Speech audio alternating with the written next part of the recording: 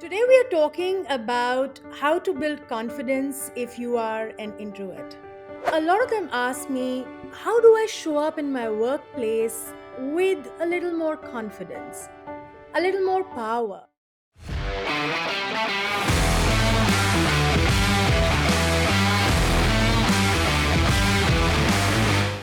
Hello, everyone. Welcome to today's episode.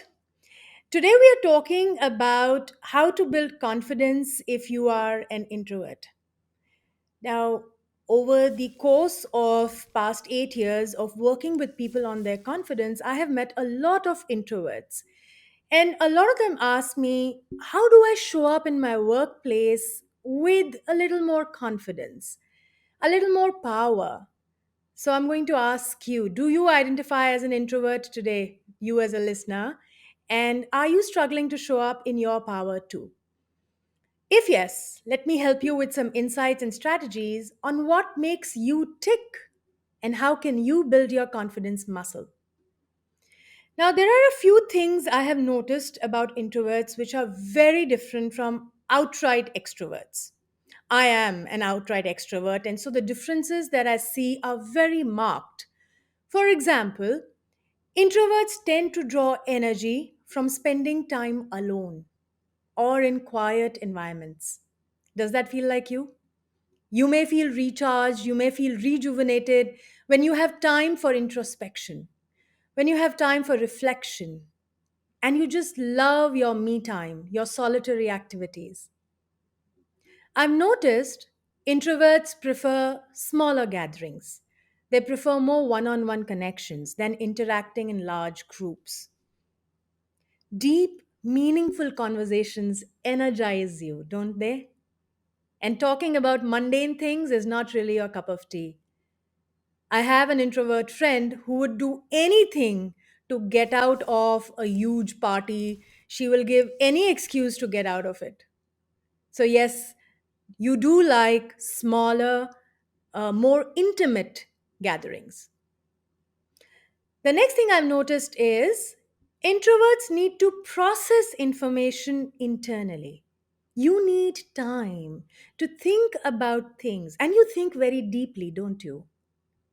You consider different perspectives before you form your own opinion or you make a decision, right? You may be more sensitive to external stimuli, like, for example, noises or crowds or bright lights. I do believe that's the reason why a lot of introverts just do not want to get out of their homes because the noise, the crowd, it bothers them so much. You feel overwhelmed or overstimulated in these highly stimulating environments, which can then drain your energy, right?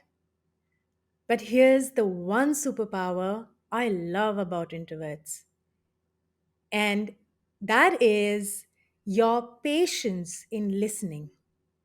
You, as an introvert, have been blessed by this beautiful gift that extroverts sometimes struggle with, and that's the ability to listen. You pay close attention to details like non-verbal cues, right? You can check out what someone's body language is talking. You can read emotions of others.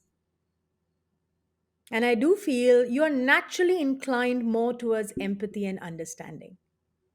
Does any of this sound like you? Right? How well do I know you? I'm sharing these observations with you because I want you to understand that you have gifts that this world cannot do without. Imagine a world filled only with extroverts. Everyone would be talking, no one would be listening to each other. Utter chaos. So, as an introvert, you balance the yang energy of the extroverts with your beautiful yin energy. So, I want you to know this, that being an introvert is not a bad thing, first and foremost. It's not something unwanted, it's actually a power. If you identify as an introvert, I want you to start owning your strengths and feel proud of them. Having said that, many introverts struggle in the real world, predominantly because you may feel overpowered in an extrovert world.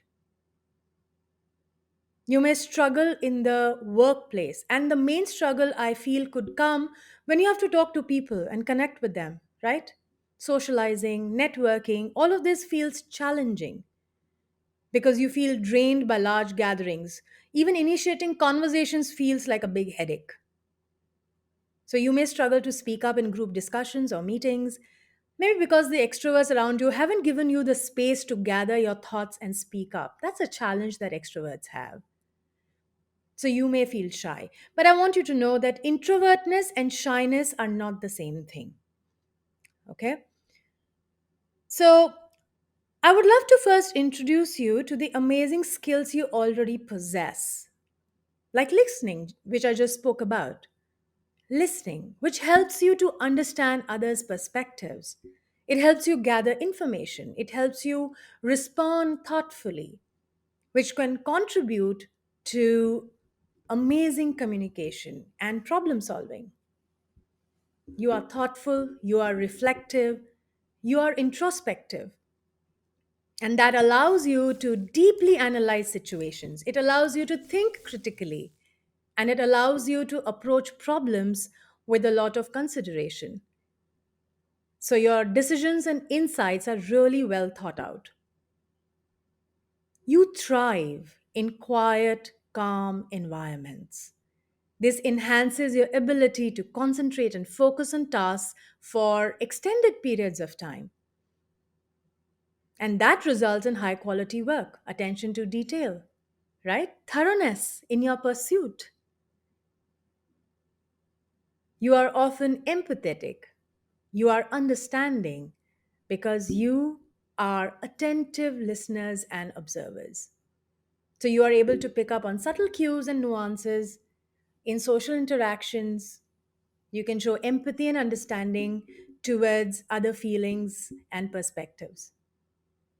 So, yes, you may prefer smaller social circles, but you also develop deep, meaningful connections with others. Amazing strengths, right? I hope you've made a note of them because I truly want you to start owning your strengths. This is one of the most important ways to build your confidence. Acknowledge your strengths. Stop comparing yourself to others, especially stop comparing yourself to extroverts who have completely different skill sets.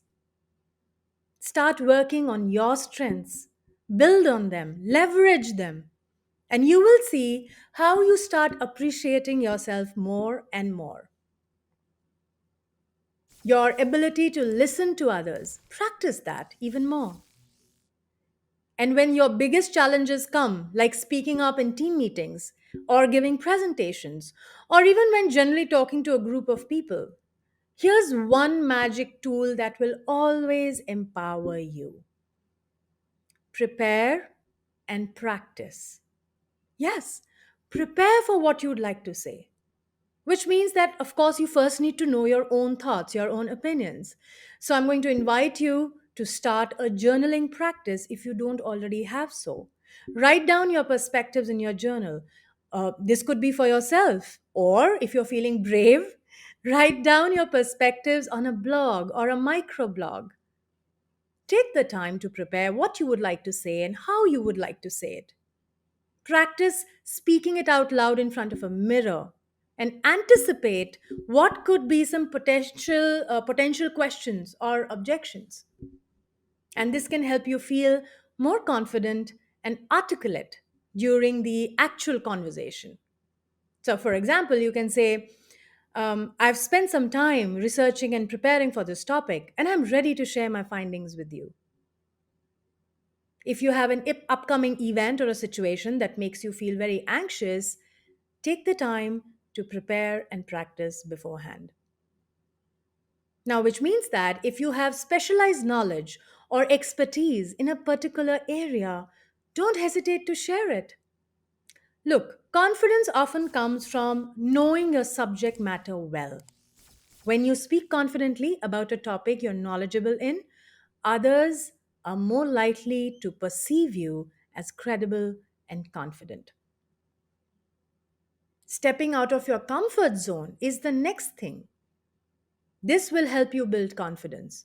Push yourself to engage in social situations or activities that challenge you, but of course, in a manageable way.